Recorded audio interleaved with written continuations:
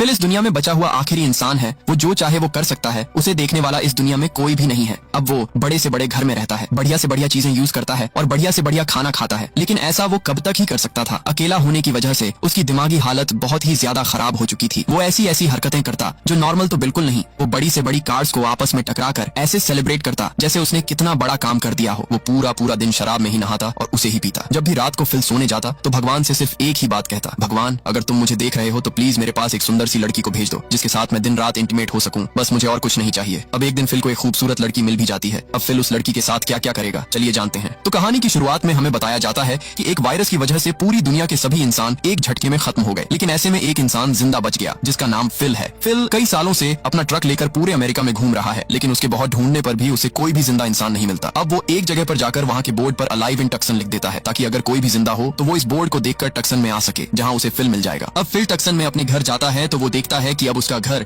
बहुत ही ज्यादा गंदा पड़ा है। तभी फिल को याद आता है कि वो तो किसी के घर में भी रह सकता है, उसे रोकने टोकने वाला कोई भी नहीं है। इसके बाद फिल टक्सन के सबसे अमीर आदमी के घर को अपने रहने के लिए चुनता है। वो उस घर में लाकर अपना सारा पसंद का सामान रख देता है जो वो अपने ट्रक में रखकर पूरे अमेरिका से लेकर आया था। रात को सोते वक्त फिल भगवान से यही बात कहता है कि मेरे लिए एक लड़की भेज दो ताकि मैं उसके साथ मिलकर पॉपुलेशन बढ़ा सकूं। अगले दिन पास ही के एक मॉल में जाता है जहाँ उसने अपनी गन से उसके दरवाजे तोड़े और फिर अंदर चला गया। अंदर जाकर भी वो वहाँ की चीजों को तोड़ने फोड़ने लगता है और जितना हो सके उतना अपने लिए खाने का सामान लेता है। वहाँ उसे कुछ एडल्ट मैगजीन भी मिलती हैं जिन्हें वो अपने घर में ले आता है। रास्ते में फिल की एक नजर एक लड़की के स्टैच्यू पर पड़ती है जिसे देखकर वो मनमोहित हो गया, मानो वो उसे रियल समझ रहा हो। अगले कुछ दिनों में फिल अपने आप को बिजी रखने के लिए जो मन में आता उस चीज को तोड़ता, जैसे महंगी महंगी कार्स और भी बहुत सी चीजें। ये ऐसा इसलिए करता है ताकि उसे अकेलापन महसूस न हो। ऐसे ही करते करते फिल को कई दिन बीत जाते हैं। अब वो अपने आप से बातें भी करने लगा था। आज फिल अपना बर्थडे सेलिब्रेट करता है क्योंकि आज उसका बर्थडे था। ऐसा करते हुए वो अपने कुछ पुराने बर्थडे सेलिब्रेशन को याद करता है जब उसकी फैमिली उसके साथ हुआ करती थी। गुस्सा होकर फिल भगवान से कहता है कि अगर तुम मेरे पास किसी को नहीं भेजने वाले तो कोई बात नहीं, मत भेजो, अब मैं अकेला हूँ, यहीं पर रह लूंगा। खैर, अब इसके बाद हमें 5 महीने बाद का सीन दिखाया जाता है जहाँ अब हम उस घर को देखते हैं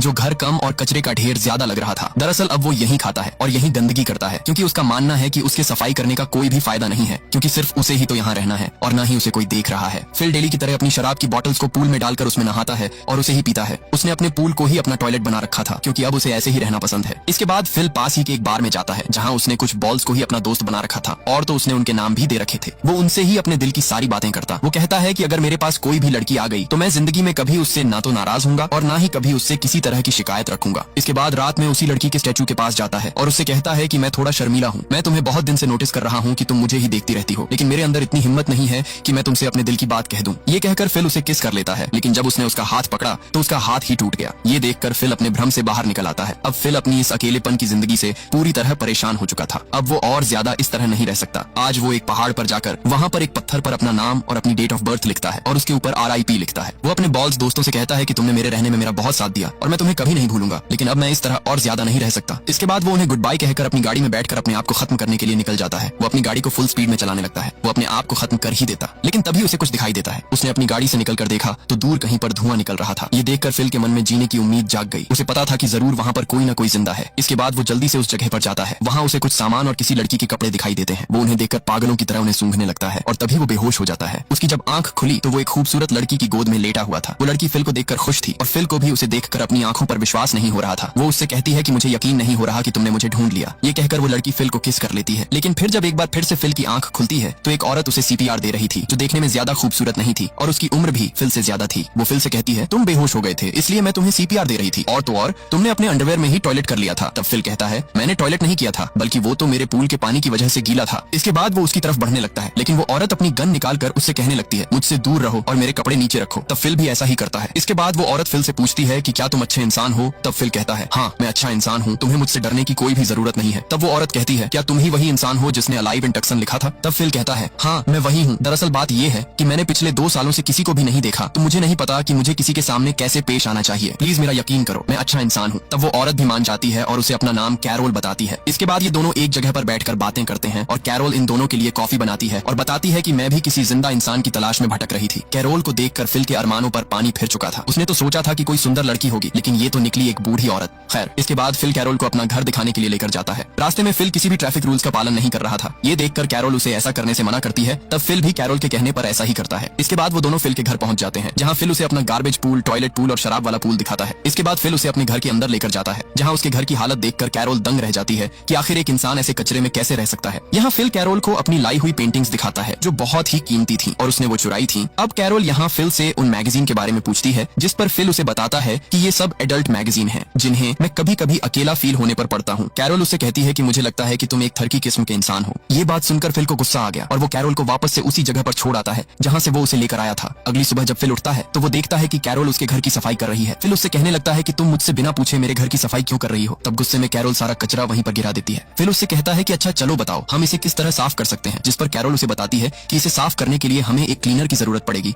और वो हमें सुपरमार्केट में मिलेगा। इसके बाद ये दोनों सुपरमार्केट जाते हैं। कैरोल फिल से कहती है कि तुमने जहाँ गाड़ी पार्क की है वो हैंडीकैप्ड पार्किंग है, जिस पर फिल कहता है क्या तुम पागल हो चुकी हो, यहाँ कौन है हमें देखने वाला, हम कहीं पर भी गाड़ी पार्क कर सकते हैं, कोई फर्क नहीं पड़ता, इवन यहाँ वहाँ कहीं भी। लेकिन कैरोल नहीं मानती और वो कहती है कि हमें अपनी पार्किंग में ही गाड़ी पार्क करनी चाहिए। ये सुनकर फिल को गुस्सा आ गया और वो सीधा अंदर गाड़ी को ले जाकर पार्क कर देता है और कहता है अब देखो यहाँ भी कोई नहीं है हमें देखने वाला। तब कैरोल कहती है तुम्हारी बात ठीक है लेकिन इंसान के भी तो कुछ नियम कायदे होते हैं, हमें नियमों के हिसाब से चलना चाहिए, लेकिन मुझे लगता है कि तुम उस तरह के इंसान नहीं हो तभी तो तुम्हारी ऐसी हालत है। रात में फिल अपने दोस्तों से कहता है कि मुझे कैरोल बिल्कुल भी ठीक नहीं लगती क्योंकि ना तो वो देखने में ठीक है और ना ही उसकी बातें सही हैं। खैर अगली सुबह जब फिल अपनी बियर से कुल्ला कर रहा था तभी उसकी नजर बाहर कैरोल पर जाती है। फिल जब कैरोल के पास जाता है तब कैरोल उसे बताती है कि मैं तुम्हारे पास ही के एक घर में रहने वाली हूँ, लेकिन फिल बिल्कुल नहीं चाहता था कि कैरोल यहाँ पर रहे। वो कैरोल से कहता है कि इस दुनिया में इतने घर हैं और तुम चाहो तो कहीं पर भी जाकर रह सकती हो, तुम्हें मेरे पड़ोस में रहने की कोई जरूरत नहीं है। तब कैरोल कहती है अच्छा तो तुम्हें ये डर है कि कहीं मैं तुम्हारे गंदे काम न देख लूं। तब फिल अपना अंडरवेयर उतार कर कहता है लो अब इससे गंदा काम तुम नहीं देख सकती। लेकिन कैरोल को फिर भी कोई असर नहीं पड़ता। वो कहती है देखो मुझे लगता है कि भगवान ने हम दोनों को किसी मकसद से इस दुनिया पर बचा कर रखा है, अब हमारी जिम्मेदारी है कि हम लोग मिलकर इस दुनिया की पॉपुलेशन को बढ़ाएं। लेकिन फिल साफ साफ कह देता है कि अगर ऐसी बात है तो तुम सुन लो, अगर तुम इस दुनिया की आखिरी महिला भी हो तब भी मैं तुम्हारे साथ इंटीमेट नहीं होने वाला। ये कहकर फिल वहाँ से चला जाता है। इसके बाद जब फिल अपने टॉयलेट में होता है तभी उसके पास कैरोल आती है। फिल उसे देखकर डर गया। कैरोल कहती है फिल मुझे तुम्हारी कुछ हेल्प चाहिए, मैंने अपने गार्डन में कुछ वेजिटेबल उगाए हैं जिनमें डालने के लिए मुझे पानी वहाँ तक पहुँचाना होगा। फिल कहता है तुम कुछ भी करो लेकिन मैं तुम्हारी कोई भी मदद नहीं करने वाला। तब कैरोल उसे एक टमाटर निकाल कर दिखाती है जो बिल्कुल फ्रेश था। कैरोल कहती है देख लो अगर तुम मेरी मदद करोगे तो तुम्हें भी मेरे साथ फ्रेश वेजिटेबल खाने को मिलेंगे, लेकिन फिल साफ साफ मना कर देता है। इसके बाद जब अंदर जाकर फिल अपना कई महीनों का रखा हुआ टोमेटो पेस्ट खाता है तो उसका स्वाद बिल्कुल खराब था। ये देखकर फिल रात को कैरोल के गार्डन में जाकर टमाटर खाने लगता है। अगली सुबह कैरोल फिल के पास आती है और उससे कहती है तुम्हें बिल्कुल भी शर्म नहीं आई मेरे टमाटर खाते हुए, जबकि तुमने मेरी हेल्प भी नहीं की। लेकिन फिल झूठ बोलते हुए कहता है कि मैंने ऐसा कुछ नहीं किया। तब कैरोल उसे सबूत देते हुए कहती है कम से कम झूठ तो सही से बोलना सीख जाओ। इसके बाद जब वो जा रही होती है तब फिल उसके पैर की चोट देख लेता है जो उसे गार्डन के चक्कर में लगी थी। इसके बाद जब वो कैरोल के पास जाता है तो वो देखता है कि अब कैरोल ने भी अपने पूल को ही अपना टॉयलेट बना लिया है। कैरोल कहती है फिल मैं गलत थी क्योंकि अब मुझे लगता है कि भगवान ने हमें दुनिया को आगे बढ़ाने के लिए नहीं चुना है, क्योंकि हम दोनों क्या ही कर सकते हैं और मैंने भी ये फैसला कर लिया है कि मैं भी तुम्हारी तरह हर जगह गंदगी करूंगी, साफ सफाई करने का कोई फायदा नहीं है। कैरोल के मुंह से ऐसी बातें सुनकर फिल हैरान था और निराश भी, क्योंकि उसकी वजह से ही कैरोल ऐसा सोच रही है। अब वो फैसला करता है कि वो कैरोल की मदद करेगा, इसलिए वो टक्सन के मेन वाटर सोर्स के पास जाता है और वहाँ से बड़ी मुश्किल से एक पाइप लगाकर उसे किसी तरह रात भर मेहनत करके कैरोल के गार्डन तक पहुँचाता है। सुबह को जब ये चीज कैरोल देखती है तो वो बहुत ही खुश होती है क्योंकि अब उसके मुरझाए हुए पौधे हरे भरे हो गए थे। कैरोल फिल से कहती है क्या आज रात हम लोग साथ में डिनर करें? तब फिल भी मान जाता है। इसके बाद जब ये लोग रात को खाना खा रहे थे तब कैरोल कहती है मुझे लगता है कि हम दोनों साथ में अच्छे से रह सकते हैं और अब हमें ही पॉपुलेशन को बढ़ाना होगा। तब फिल भी उसकी बातों को समझ जाता है और कहता है चलो ठीक है, अगर तुम मेरे साथ इंटीमेट होना चाहती हो तो मैं तैयार हूँ। वैसे भी फिल कैरोल के साथ इंटीमेट होना चाहता था, लेकिन कैरोल कहती है कि मैं तुम्हारे साथ ऐसे इंटीमेट नहीं होंगी, बल्कि पहले मैं तुम्हारे साथ शादी करना चाहती हूँ और फिर हम ये सब कर सकते हैं। ये सुनकर फिल ऐसा करने से साफ साफ मना कर देता है और वहाँ से जाने लगता है। लेकिन तभी फिल को याद आता है कि ऐसे तो वो कभी उसके साथ इंटीमेट ही नहीं हो पाएगा, इसलिए वो कैरोल की बात मानते हुए उसके साथ शादी करने के लिए तैयार हो जाता है, जिससे कैरोल बहुत खुश होती है। लेकिन फिल इस चीज से ज्यादा खुश नहीं था क्योंकि उसे शादी से कोई मतलब ही नहीं था। इसके बाद कैरोल और फिल जाकर चर्च में शादी कर लेते हैं। लेकिन जब वो लोग बाहर आए तो फिल ने देखा कि वहाँ पर काफी सारे लोग अभी भी जिंदा हैं और तभी फिल की आंख खुलती है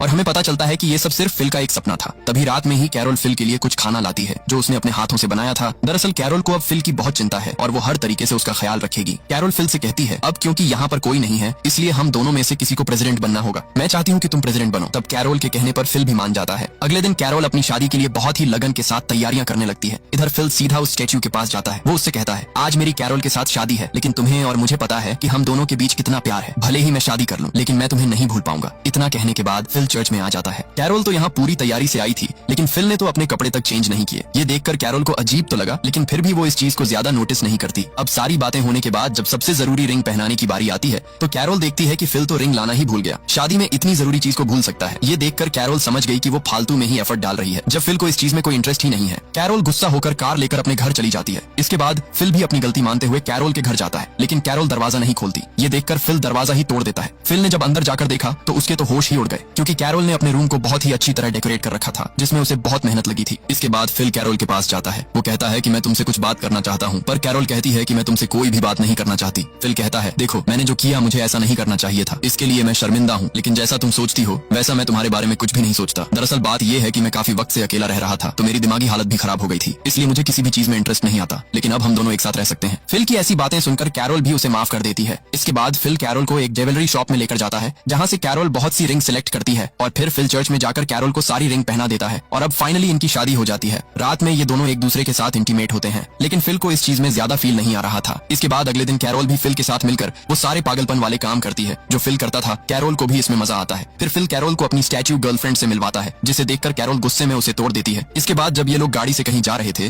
तभी उनकी गाड़ी से एक दूसरी गाड़ी टकरा जाती है। फिल जब बाहर निकलकर देखता है तो उस गाड़ी में से एक खूबसूरत लड़की निकलती है। उसे देखकर फिल एकदम सुन्न रह गया। उसे समझ नहीं आ रहा था कि वो कैसे रिएक्ट करे। वो लड़की अपना नाम मेलिसा बताती है। मेलिसा भी इन्हें देखकर बहुत ही ज्यादा खुश थी। वो इन्हें बताती है कि मैं बहुत दिनों से भटक रही थी, लेकिन फिर मैंने एक बोर्ड पर अलाइव इन टक्सन लिखा हुआ देखा, तब मैं यहाँ पर आई हूँ। इसके बाद ये दोनों मेलिसा को अपने साथ लेकर जाते हैं। फिल बताता है कि वो बोर्ड मैंने ही लगाया था, मुझे पता था कि तुम जैसी कोई खूबसूरत लड़की मुझ तक जरूर आएगी। अब तभी कैरोल कहती है कि हम दोनों कपल हैं और हमने अभी अभी शादी की है। ये बात फिल को ठीक नहीं लगती, क्योंकि वो मेलिसा को ये बात बताना नहीं चाहता था। खैर, अब जब ये लोग फिल के घर पहुंचते हैं, तब मेलिसा फिल के रूम को देखकर इंप्रेस हो जाती है, क्योंकि उसके रूम में एक से एक कीमती पेंटिंग्स लगी हुई थी। लेकिन तभी कैरोल बता देती है कि ये सब पेंटिंग्स फिल ने चुराई हैं। फिल जो मेलिसा के सामने अपनी इज्जत बनाना चाहता था, लेकिन कैरोल ऐसा होने नहीं दे रही थी। साथ ही साथ वो बता देती है कि फिल अपने रूम को बहुत गंदा रखता है और उसने अपने पूल को ही अपना टॉयलेट बना रखा है। फिल ट्राई कर रहा था कि मेलिसा उसके साथ उसके घर में ही रहे, लेकिन जब कैरोल ने फिल की हरकतें बता दी तो मेलिसा ने भी सोच लिया कि वो यहाँ के पास ही वाले किसी दूसरे घर में रहेगी। खैर, अब ये लोग फैसला करते हैं कि ये लोग आज रात का डिनर साथ में ही करेंगे। रात को जब कैरोल और मेलिसा बात कर रहे होते हैं,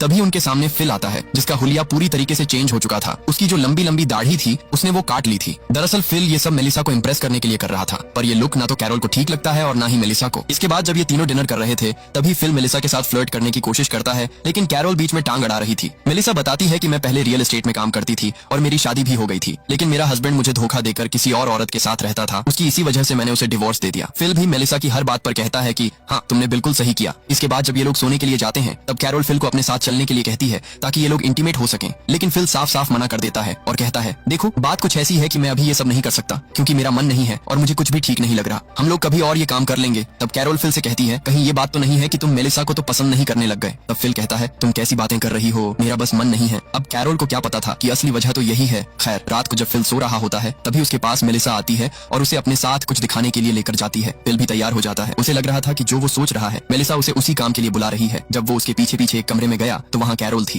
ये देखकर फिल डर गया और उसकी आंख खुल गई। दरअसल ये सब बस फिल का सपना था। इसके बाद अगले दिन जब मेलिसा फिल के पास जाती है, तो वो देखती है कि फिल वर्कआउट कर रहा है। ये सब फिल सिर्फ मेलिसा को इम्प्रेस करने के लिए कर रहा था, ताकि उसे लगे कि फिल कितना फिट है। मेलिसा उसे बाहर ले जाकर पूछती है कि आखिर मेरे घर के बाहर ये कार किसकी है। तब फिल कहता है कि तुम्हारे घर के बाहर है तो तुम्हारी ही होगी। वो उसे बताता है कि मैंने गलती से जो तुम्हारी गाड़ी खराब कर दी थी, उसके बदले में मैंने ही तुम्हें ये गिफ्ट दिया है। इसके बाद कैरोल फिल से कहती है कि तुम मेलिसा को तो नई से नई कार गिफ्ट कर रहे हो और तुमने जो मेरा ये दरवाजा तोड़कर डाल दिया है, तुमसे ये ठीक नहीं हो रहा। तब फिल कहता है, तुम टेंशन मत लो, मैं तुम्हारे दरवाजे को भी ठीक कर दूंगा। इसके बाद कैरोल मेलिसा को अपनी शादी की पिक्चर दिखाती है जो उसने खुद बनाई थी। अब जब फिल कैरोल का दरवाजा ठीक कर रहा था, तभी उसके पास मेलिसा आती है। वो फिल से कहती है कि अगर तुम्हारे पास टाइम हो तो तुम दोनों मेरे घर बियर पीने के लिए आ जाना। तब फिल कहता है, हाँ क्यों नहीं, आखिर मैं तुम्हारी बात को मना कैसे कर सकता हूँ। लेकिन फिल उससे झूठ बोलता है कि कैरोल की तबीयत खराब है और वो नहीं आ सकती। ये कहकर वो अकेला ही उसके घर चला जाता है। मेलिसा यहाँ फिल से कहती है कि जैसा मैं तुम्हें समझ रही थी वैसा तुम नहीं हो, बल्कि तुम तो बहुत अच्छे इंसान हो। बियर पीने की वजह से अब मेलिसा को थोड़ा थोड़ा नशा होने लगा था और वो नशे में फिल से कहती है, वैसे अगर तुम और कैरोल शादीशुदा नहीं होते तो हम दोनों के बीच कुछ हो सकता था, लेकिन अब क्या ही कर सकते हैं, छोड़ो। अब क्योंकि तुम दुनिया में आखिरी इंसान हो, इसलिए मैं भी तुम्हारे साथ रह सकती थी। मेलिसा वो सारी बातें कहती है जो फिल सुनना चाहता था। अब फिल भी ठान लेता है कि वो मेलिसा के साथ रहेगा, इसलिए वो कैरोल को डिवोर्स देने के लिए उसके पास जाता है। लेकिन कैरोल तो बहुत ही मेहनत के साथ उसकी और फिल की शादी का वेडिंग बोर्ड बना रही थी। अब फिल बुरी तरह फंस चुका है। मेलिसा के साथ रहने का उसका मन है और कैरोल उससे बहुत ज्यादा प्यार करती है। अब फिल किसके साथ रहेगा और आगे क्या होगा, ये तो आपको इसके अगले पार्ट में ही पता चलेगा।